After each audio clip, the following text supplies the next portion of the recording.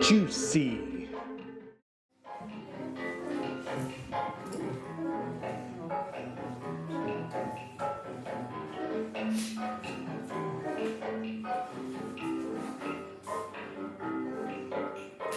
Juicy. In the morning. Juicy. In the day. Juicy. For the most part. Looks like it's here to stay. Juicy. Like some fruit, see? Juicy. It's so juicy. Oh, so juicy. It's juicy. Very juicy. Juicy.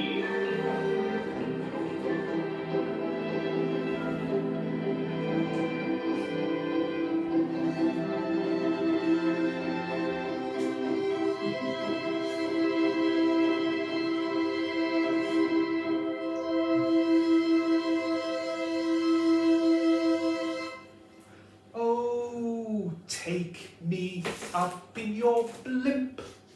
It would be quite fun, I think. Let's paint the sides, let's pimp your blimp and have a nice lunch. I hope the salad ain't limp. Oh, take me up. Oh, take me up. Oh, take me up in your blimp. Oh, take me up in your blimp. I hope I don't burp in your blimp. If I did, it's a blip on the very nice day. Won't you take me far away in your blimp? And people might say, oh wow, it's a blimp, 'cause it looks like a blimp, and it flies like a blimp, and the lights on it, they wink, and they blink, and they tell the world it's a blimp. Although in England they're known as airships or dirigibles. Oh, take me up. Oh, take me up. Oh, take me up in your blimp. Thank you so much.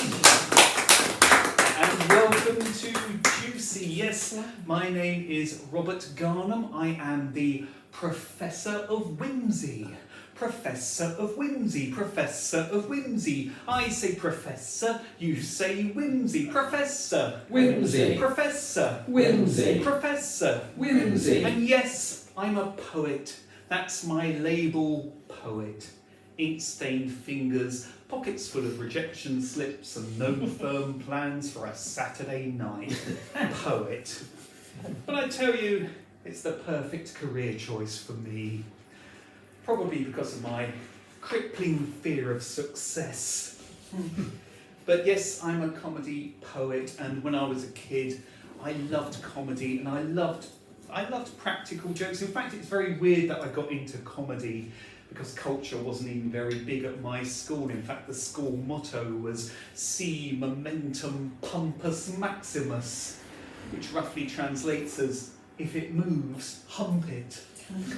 But yes, I was into comedy and I was into practical jokes, and for example, as a really subtle joke, I used to go into the local newsagents and ask if the psychic news had come in yet. Back in those days, of course, the local library had all the telephone directories, and I'd go in with all my friends and we'd flick through and look for people with funny names, and then we used to ring them up. Hello, are you a giraffe? Just thought I'd stick my neck out and say hello. Or, hello, are you Mr. Pigeon? Why don't you stop crapping on my mum's car? And one day we called this person and I said, hello, are you Mr. Duck? And before I could get any further, he said, "Stop it right there. I know it's you kids mucking around. Do you know how that can ruin someone's evening? Do you know how that can ruin someone's life?" And I said, "I'm sorry, Mr. Duck. I'm sorry. I'm so sorry." And he said, "Anyway, it's Dr. Duck."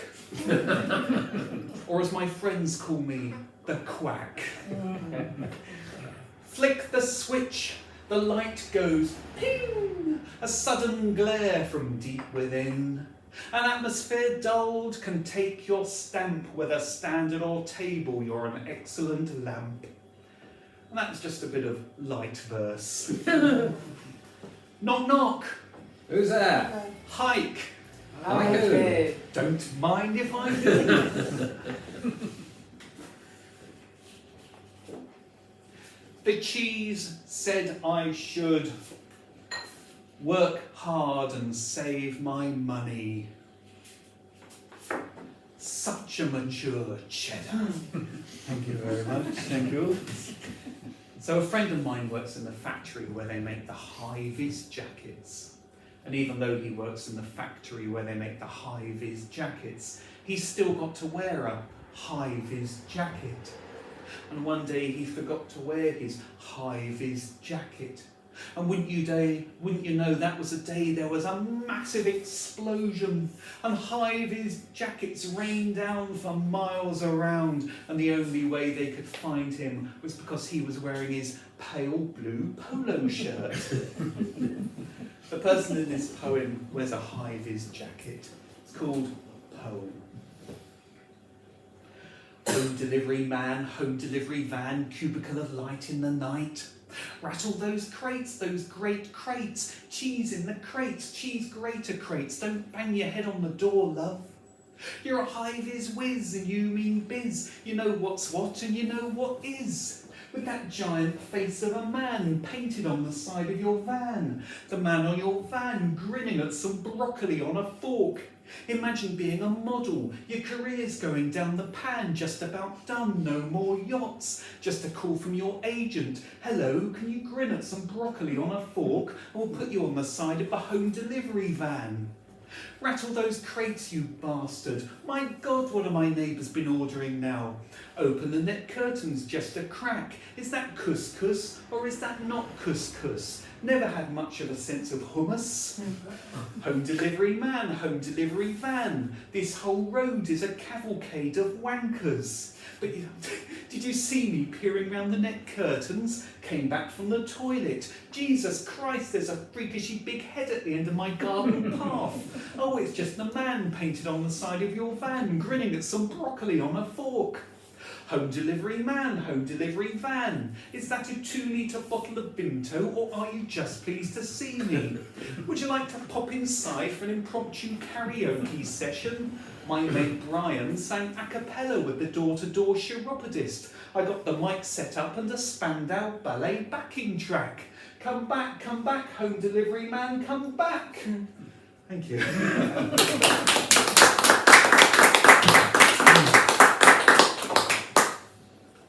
So I live in Paynton, and I love Paynton because it is such an eccentric place. Like, for example, when I first moved there, I found a leaflet for the local bus company, and it said that the bus left from outside where Woolworths used to be. What the hell's that? I don't know, I've only just got here.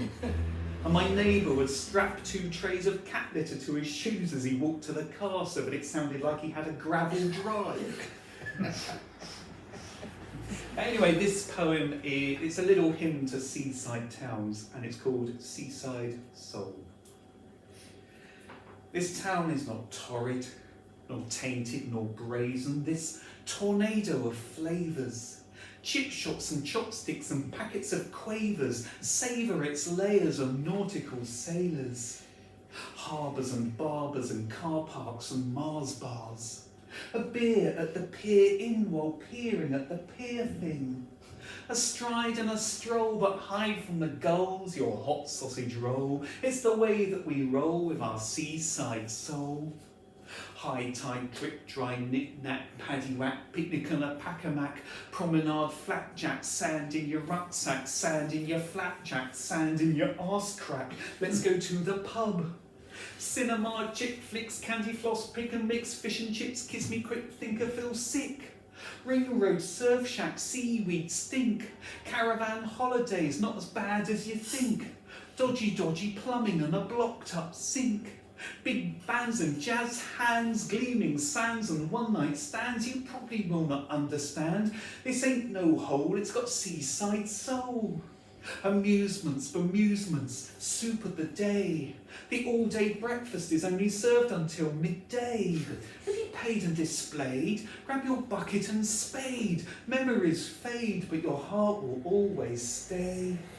This frisky town, this sea breezy town, this cream tea scene of green seas and freezing dips, donkey rides and cheesy chips, ice cream by the bowl, it's got seaside soul.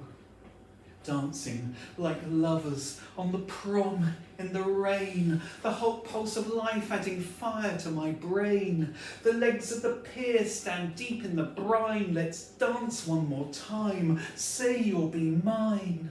We grin and we laugh and we howl at the ships. The night is afire and it smells just like chips. You bend for a kiss like a child with a doll. I ask what's for dinner. You said seaside soul.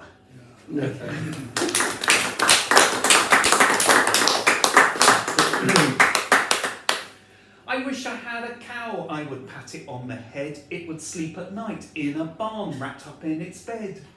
I wish I had a cow, I'd take photos so I had proof. I'd write for it bad poetry, improvised on the hoof. I wish I had a cow, I'd tell everyone about it. I'd go on and on and on and on, on and on and on and on, on and on and on and on and on and on. But I wouldn't want to go on for too long. I wouldn't want to milk it. Your eyes look like they're made of slugs. Yes, they are. Your ears are like two piles of sick. Yes, they are. Your breath's as rank as a devil's fart. Your face looks like a big slapped arse. Why the hell did I fancy you? And that was called Toby.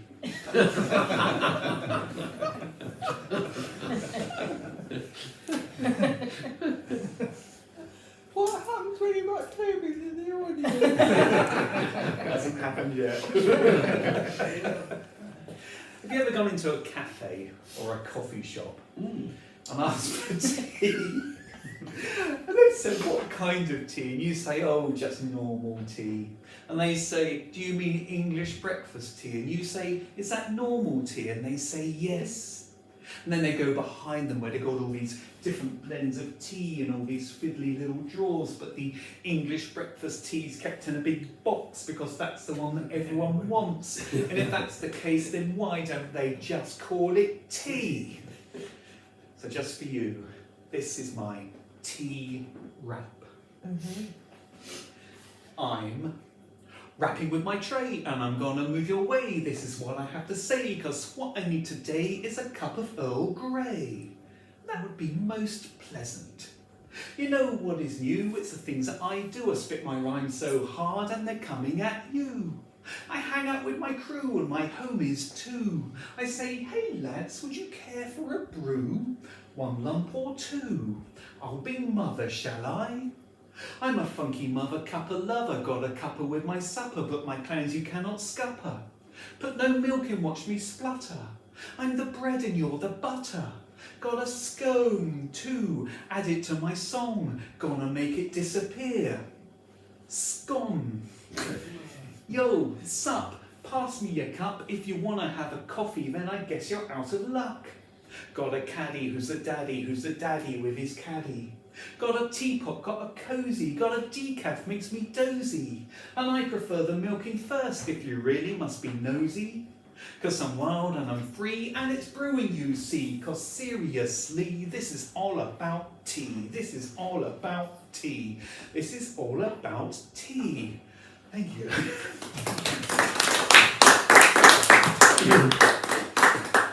My dad would lift the teapot high and pour a thin trickle of tea into the cup far below. High tea, he'd say, and we'd all roar with laughter. Perfect equidistance, holding the strainer dexterously so that it captured mini clods of tea leaf in its dented wire mesh, his perfect aim assuring that the tea ended up just in the cup. High tea, he'd say, and we all roared with laughter. So he'd experiment, stand on a chair, on a footstool, on a step ladder, anything to gain the necessary elevation. High tea, he'd say, and we'd all roar with laughter. One day, a passing ice cream van backfired, yet not a flinch did we see, his perfect aim assuring that the tea ended up just in the cup. High tea, he'd say, and we'd all roar with laughter. And the next day, he hired a 40-foot ladder, and he climbed to the very top. High tea, he'd say, and we'd all roar with laughter. And the next day, he hired a hot air balloon, piloted by a chap with an exuberant moustache, and he climbed in the basket, and the hot air balloon went up and up and up until it was just a speck in the sky. And just as he was about to repeat his usual joke with the teapot, a sudden gust of wind blew the hot air balloon away over the horizon, and we never saw him again. I never did like that teapot anyway, my mother said. And since then, we've always used tea bags. So, I'm sure that, like most people, you've got family with all these little stories of things that have happened.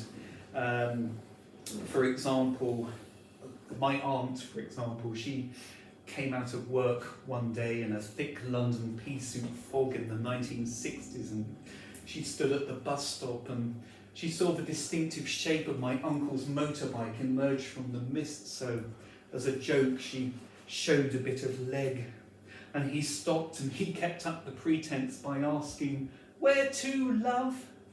And she replied, "7 Pevensey Crescent, and don't spare the horses."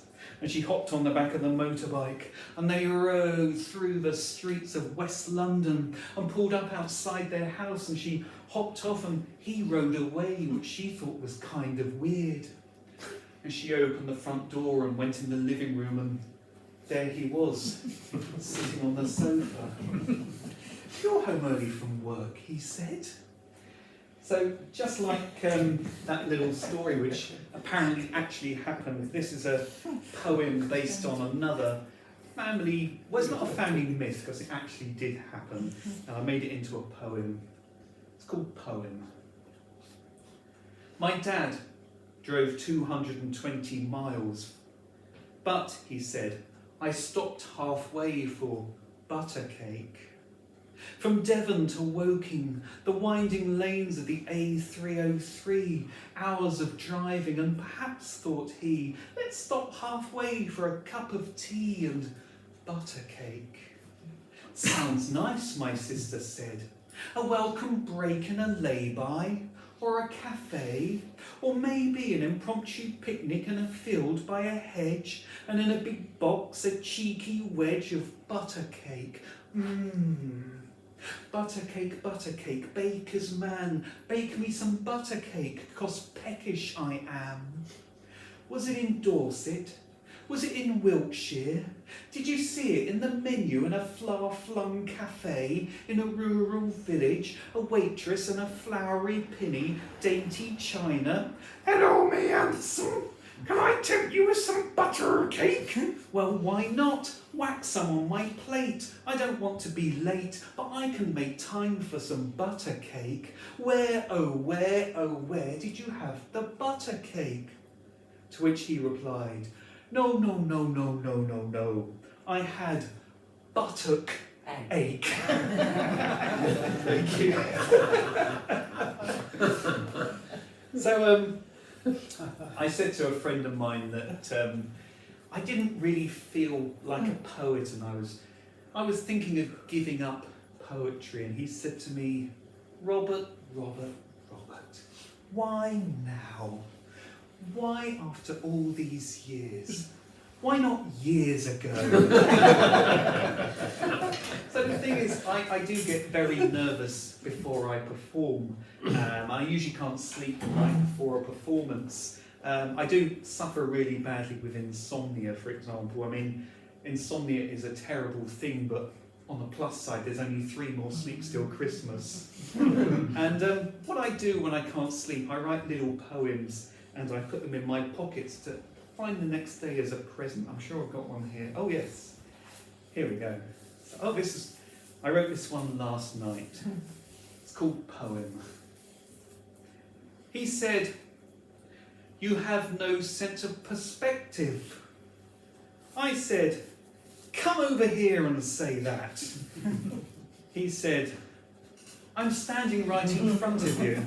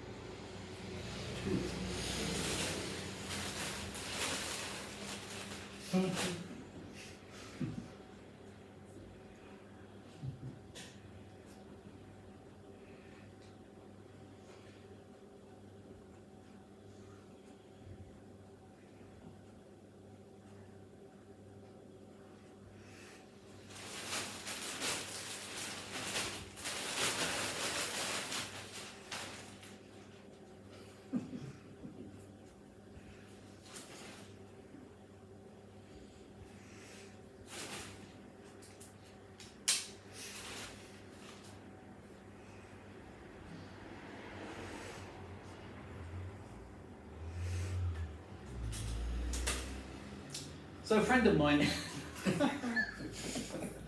was on a train from Yeovil to Basingstoke, and she was working on a poem, and the train manager came over and she took an interest and suggested 1 or 2 changes, and then that poem was shortlisted for the forward prize. So eagerly excited, I caught the same train from Yeovil to Basingstoke. I sat down and worked on a poem, and sure enough, the train manager came over and she took an interest and she suggested 1 or 2 changes, and then that poem helped become joint 19th at the Cleethorpes Poetry Slam. Why didn't she have the same effect on me? I asked my friend, and she replied, well, she'd been in first class. So the poem I wrote that day, it is trying to take a leaf out of Susan Taylor's book by doing a poem about nature. So I hope you like it. It's about nature and longing, and it's called The Nature Reserve. You looked so sensuous in the summer sun as we laughed and played the fool near the nature reservation pool, on whose scummy surface water skippers skipped, and you said you had something to say. And a crow went caw, and I took it as an omen for those words that you were to impart. And I was about to say, pray, what is it? When the crow cawed again. What, you said? I said, what is it? But just as I said, what is it? A duck went quack, and the crow went caw. The thing is, you said, taking me by the arm, I have to tell you that quack went the duck again. hoo, went a nearby owl.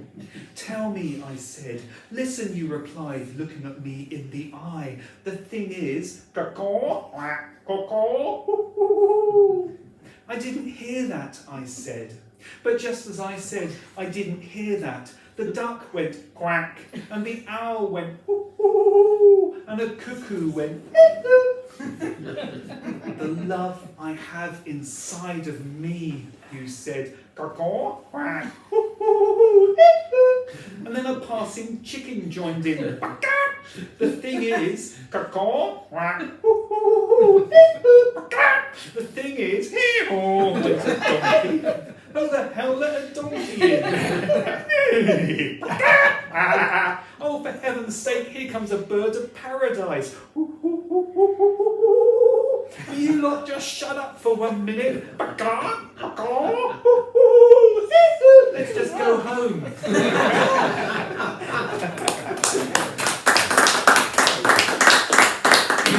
You don't do lessons and that, right? See me afterwards, yes. There's a badger in the garden and he thinks he's on EastEnders. There's a badger in the garden and he thinks he's on EastEnders, having arguments with other badgers, arguments with family members, arguments and arguments. He thinks he's on EastEnders. Hey there, badger. What's going on? Hey there, badger, whatever's wrong? Hey there, badger, are you filled with ennui or angst about life in the postmodern world? Or do you think you're on EastEnders? There's a badger in the garden and he thinks he's on EastEnders. There's a badger in the garden and he thinks he's on EastEnders.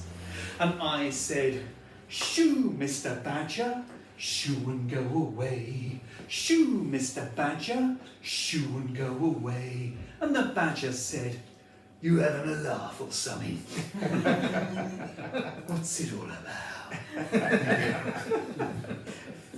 So there's one thing I want to do, and that is get a song in the Eurovision Song Contest. I think I've got it. I'm going to sing it now for you. I want to live in a little house somewhere in the park. I'd have to light lots of candles whenever it gets dark. I'd buy myself a little dog just to hear it bark. Woof woof. I'd invent new grammar and a punctuation mark. Tiddly-om, pom pom, tiddly-om, pom pom. And as the winter splinters in, I'd have to light the fire. I'd collect lots of ornaments and things that I admire. I know it's not the sort of life to which you might aspire. It would be just like a church except without the spire on a monotheistic deity. Tiddly-om, pom pom, tiddly-om, pom pom. And I would write such poetry, making sure it rhymed. And I would use a stopwatch just to check its pace. It would be a fantasy away from the daily grind. I'd have to cuddle the handyman, I'm sure he wouldn't mind. Tiddly-om, pom pom, tiddly-om, pom pom. And did I mention the handyman? We cuddle up in bed. Such a randy handyman, I keep him in the shed. And every time I was up for it, oh Fred, I'd call, oh Fred. Although his name was actually Sean, at least he gives good tiddly-om, tiddly-om, bom, bom. It doesn't matter what we do, our lives are meaningless. Now but crushing oblivion and eternal hopelessness. A never-ending loneliness and doubt and angst and hatred. And the eternal dichotomy between selfhood and the final and crushing truth that nobody has ever cared for you in the slightest.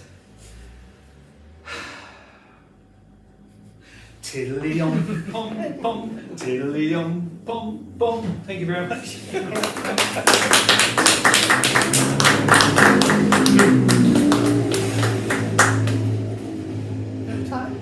If I could have just one wish, I'd like to be a jellyfish, hanging in the water, stinging those who really ought to know not to swim near me. jellyfish, jellyfish, jellyfish, jellyfish, jellyfish, jellyfish. If I could be a sushi dish, I think I'd be some jellyfish, drizzled lightly with balsamic, tastes so good it's orgiastic. Jellyfish, jellyfish, jellyfish, jellyfish, jellyfish, jellyfish. My friend Pete, who says things and leaves gaps of 23.5 seconds, said to me, Robert, you flobble and you wobble as you come down the stairs. You look just like a...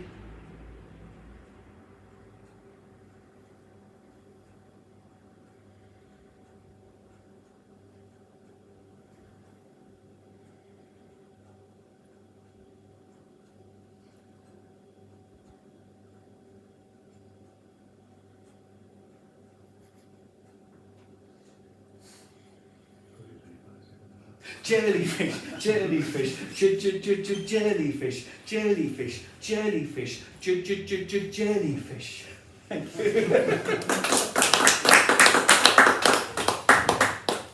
Gotta get through the day, gotta do your thing. Gotta get through the day, feel it deep within. Gotta get... I'll tell you what, this poem's got a really catchy chorus. You are very welcome to join in once you know how it goes. You don't have to, but you're very welcome to. I'll start again. Gotta get through the day, gotta do your thing. Gotta get through the day, feel it deep within. Gotta get through the day, people make some room. Can't do a thing without shakalaka boom. A shakalaka boom boom, shakalaka boom. Shakalaka boom boom, shakalaka boom. Go to bake a cake one day, go to bake a cake. Go to bake a cake one day, hope I don't make a mistake. Add all the ingredients, stir it with a spoon. Add some salt and a pinch of shakalaka boom. Shakalaka boom boom, shakalaka boom. Shakalaka boom boom, shakalaka boom. Made my Broadway debut in a big Shakespeare play. I knew all the words by heart, I knew just what to say. To be, or not to be, I said, and with a sense of doom, forgot what came just after that. Said shakalaka boom, shakalaka boom boom, shakalaka boom, shakalaka boom boom, shakalaka boom. Go out on a hot date, small talk and a chat. Go out on a hot date and then back to his flat. Making lots of small talk, hope I don't peak too soon. All he did was stroke my arm and, ooh, shakalaka boom. Shakalaka boom boom, shakalaka boom. Shakalaka boom boom, shakalaka boom. Then I went to the funeral. My aunt had passed away.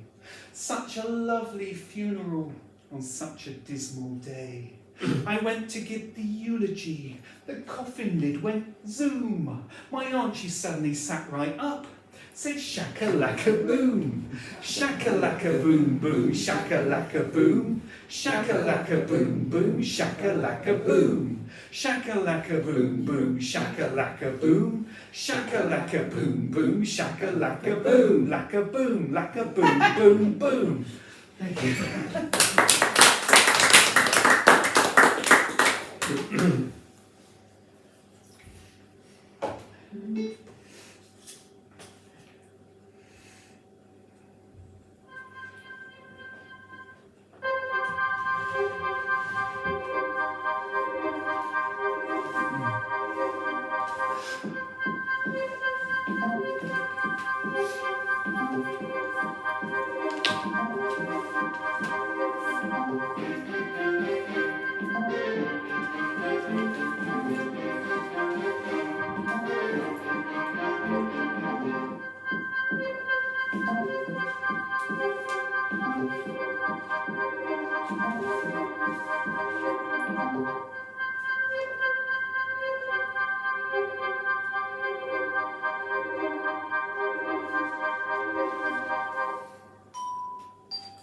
British Falcon Flight 7633 to Norwich, now boarding at Gate 6B. This is the first call for British Falcon Flight 7633 to Norwich. Norwich, now boarding at gate 6B. Thank you.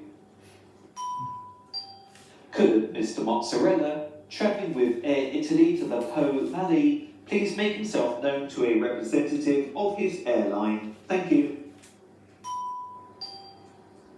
Cock Sparrows Airlines, Flight 133 to Exeter, now boarding at gate 6A. This is the first call for Cock Sparrows Airlines, Flight 133 to Exeter, now boarding at gate 6A. Thank you. I called him Mr. Juicy. We met at the gate of an airport departure lounge. He was flying to Norwich, I was flying to Exeter. The two of us were delayed because a fuel transporter had broken down diagonally across gate 6A and 6B. Nobody could move it. The two of us, me and Mr. Juicy, we stared out the terminal plate glass window. He asked if I had a dry white marker. Why? I asked. So I can go in the toilets, he said. Add my initials to the hourly hygiene checklist, you know, just for a laugh.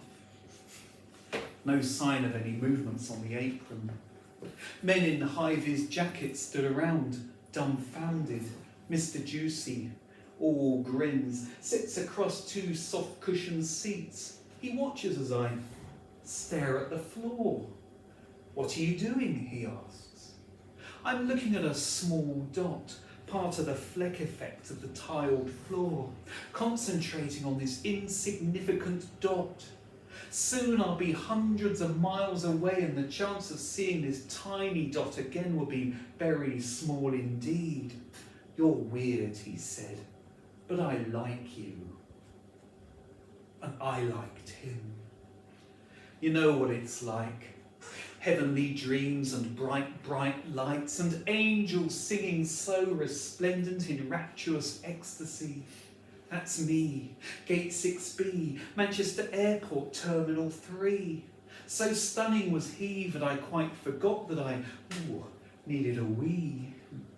What right of you to be so cute? If you're the thief, my heart's the loot. You grabbed it out from inside me right here, right now at Terminal 3. And I was here just minding mine and thinking I was doing fine when you wrecked my day, you know, and all because I find you so very cute and visually the sort of man who appeals to me, and now you go and shatter me with your masculinity. I find it hard to understand that I should fall for every man. You do it to me purposely, and that just makes it worse, you see. To sit right here and contemplate on how to ask you on a date, the subtle blend of dream and fate right here, right now at the terminal gate. I think that I've just lost my mind. I think that I've just lost my mind. I think that I've just lost my mind. I think that I've just lost my, boarding card. No, wait, it's in my pocket. We apologise for the slight delay to flights British Falcon 7633 to Norwich and Cock Sparrows International Flight 133 to Exeter, currently awaiting boarding at gate 6A and 6B. This is due to operational difficulties. The driver of the stranded fuel transporter hops down from his cab, lands awkwardly and, sprains his ankle. Could passenger Mr. Mozzarella please make himself known to the Air Italy information desk, located in the main terminal building, next to the Wetherspoons pub? I tried to not look over at Mr. Juicy too much. I didn't want him to think that I fancied him, but then I wanted him to know that I fancied him.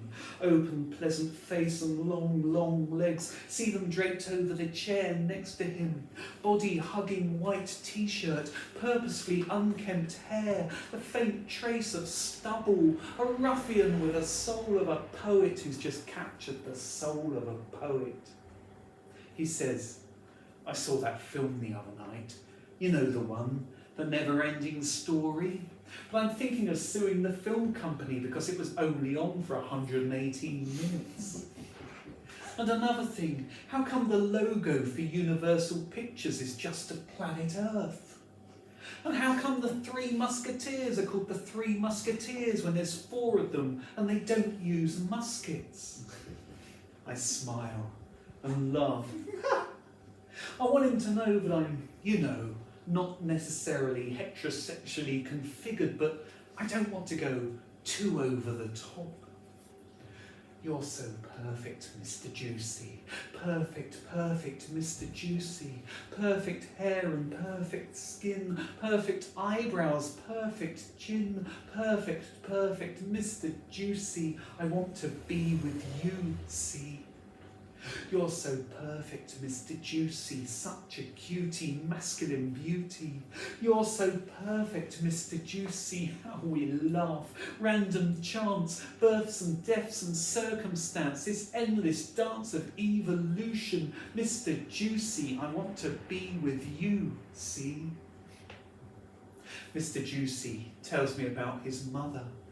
She works in an old folks' home, he said, in the kitchen. They have to perform miracles. They're given a chicken and told to feed 30 residents with it. Reses, as those in the business call them. If someone was not expected to live beyond the next evening, then their last meal would be rice pudding. Can you imagine the solemn walk of death? Carrying a solitary rice pudding through the kitchen, through the dining room, and all the reses wondering who it's going to be presented to. Oh, poor Ethel. Ethel looks down sadly at her rice pudding. Her whole life has led to this. This is another call for Mr. Mozzarella. That's Mr. Mozzarella. Please make yourself known to the Air Italy officials. The manager is waiting to hear from you. The head honcho. The big cheese. I tried to not look over at Mr. Juicy too much. I like your body-hugging t-shirt, I told him. Thanks, he replied. I wear one too, but there's certain bodies that, don't look good hugged. I wouldn't mind giving you a cuddle, he said. Oh my God. But then like an idiot I say nothing. And when I do, I change the subject. At school we had some weird fashions. It was trendy in year 8 to have a tin of mackerel fillets in your shirt pocket. You were nobody unless you had a tin of mackerel fillets in your shirt pocket. And the teachers would always confiscate them. They always looked so healthy, our teachers. Must have been out all that omega-3. And the poor kids, bless them, they come in with these Tesco's own brand mackerel fillets. I wouldn't mind giving you a cuddle. Did he really say that, or did I imagine it? He said, a friend of mine is a scientist. He's been using mathematics and pure science to track a supermassive black hole these last few years. He's calculated that a star 15 times the size of the sun is heading straight towards it. Can you imagine this supermassive black hole and this gigantic star? And I said to him, what's going to happen to the gigantic star when it gets to the supermassive black hole? And he replied, it will probably turn a different shade of red. I tell him that if the ultimate state of the universe is chaos, then that makes me feel better about the cupboard under the stairs.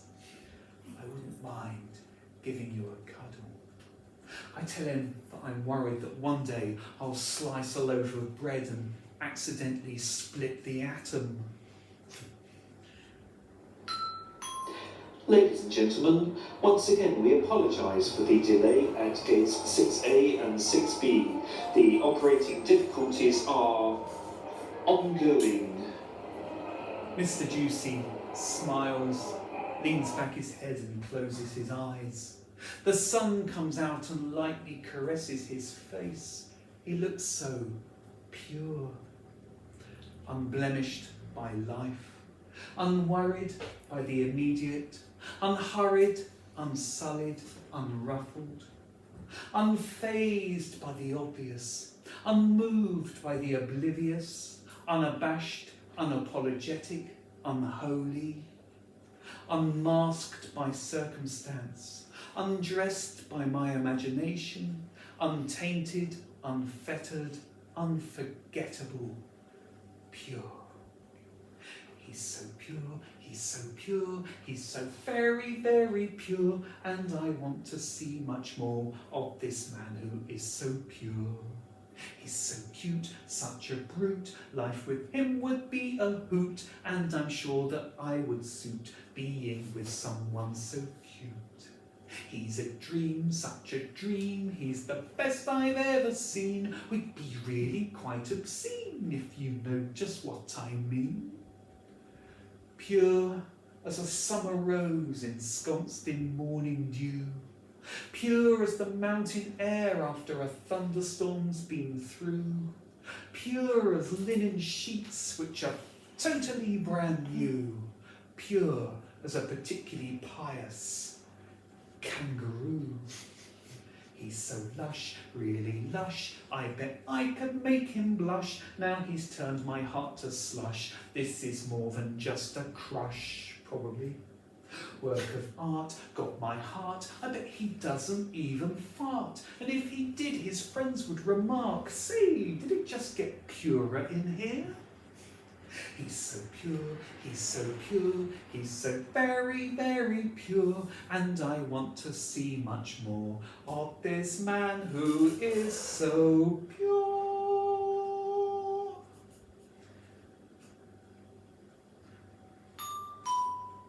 Mr. Mozzarella, are you there? Mr. Mozzarella?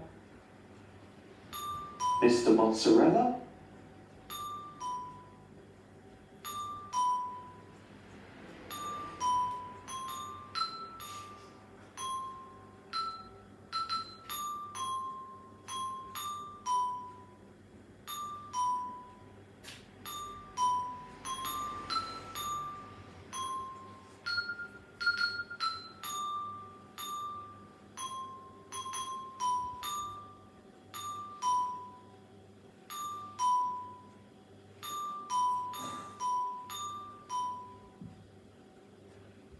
What happened?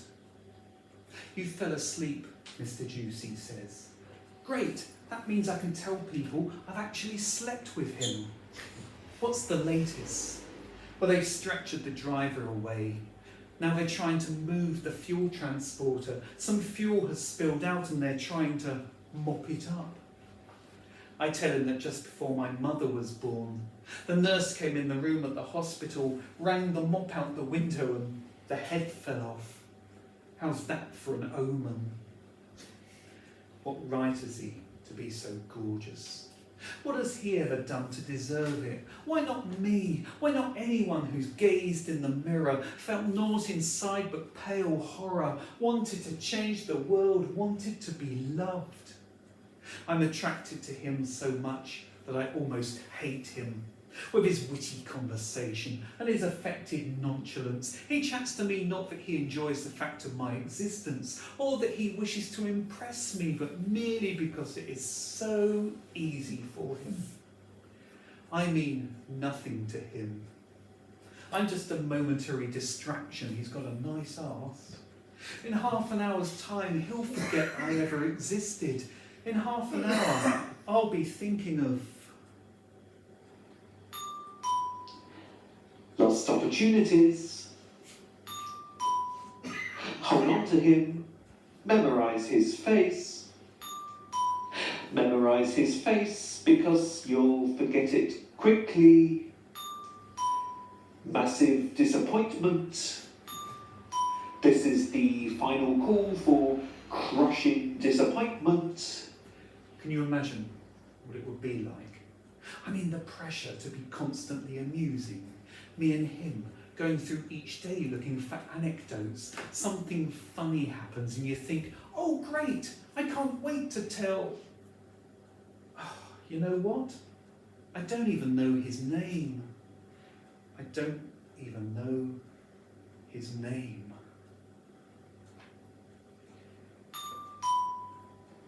Ladies and gentlemen, thank you very much for your patience. Comes the voice of doom signalling the end of a romance.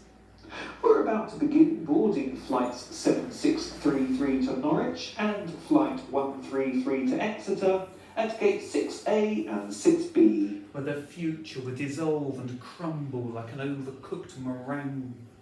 Please have your passport and boarding card ready for inspection. That's us, he says. We're on different planes, I point out. I know, he says.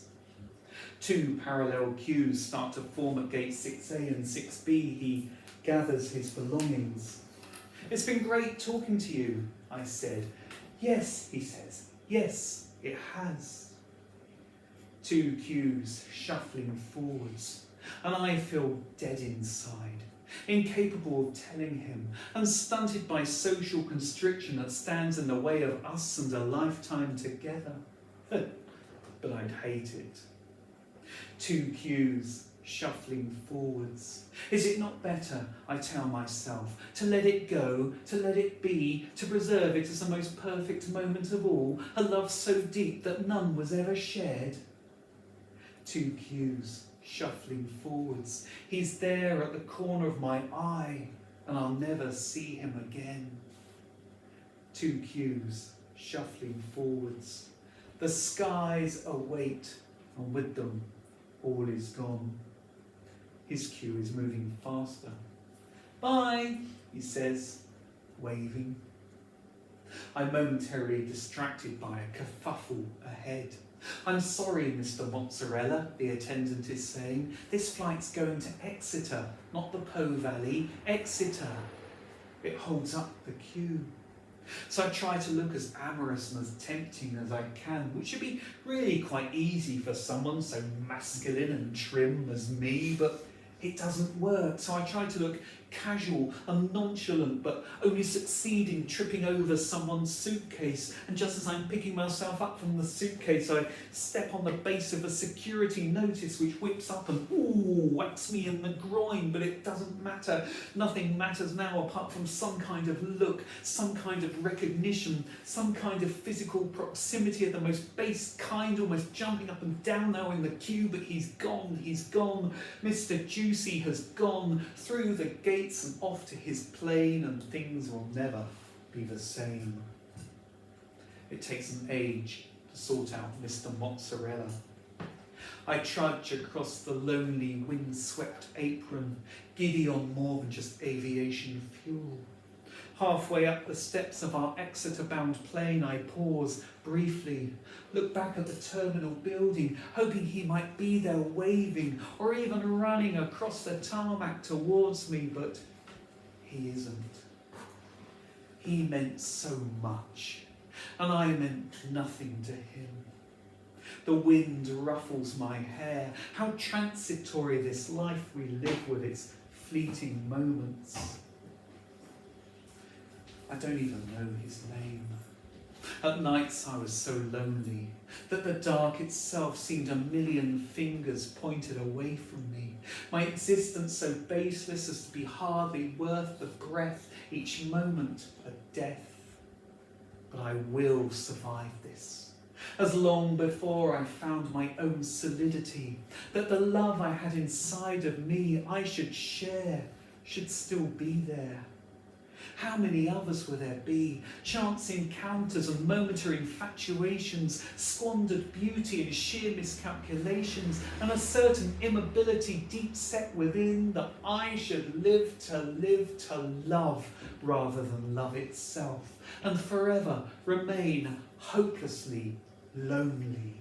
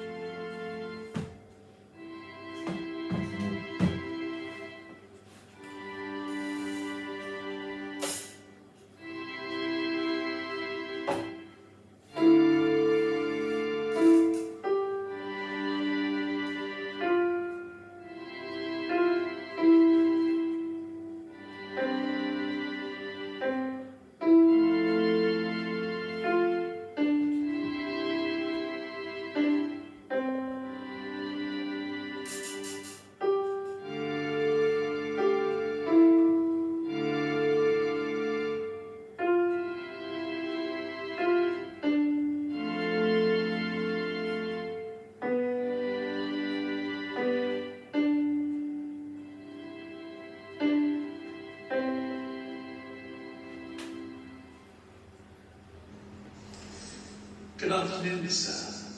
Welcome aboard. My name is Josh. I look up.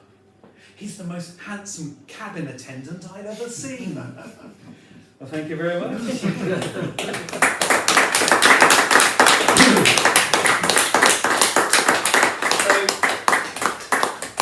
That was my show, Juicy. My mum gave me some advice. She said, always leave them wanting more. So I'll end it there. But that's how she lost her job as a cook at the old folks' home. So I just finished with this very quick poem, which I always end my shows with. It's called Be Yourself. For many years I didn't know. I had to guess. Time moves so slow, this aching that I feel from deep within. But only now in retrospect, the truth is out, I do suspect. I really don't know where I should begin. I feel so great, I feel so free. If someone stole my identity, they'd probably take one look and give it back. Be yourself, be who you are, your obvious truth. You've come so far to show the world the things that it has lacked. There is no pain, there is no doubt. I know my place and my place is out. It's really not an issue anymore. If life's a drag, then drag along and strut your stuff and sing a song and give it large and dance on life's dance floor. Embrace yourself, do so with glee, approach each day so merrily, and don't let anything negative get in your way. Be yourself, not someone other. Don't hide away there undercover. And whatever you do, just smile and then say, yay. Thank you. Thank you very much. I'd like to thank Richard and Emma for having been on tonight, and our producer Becky for putting it all together for us. So thank you very much. Thank you.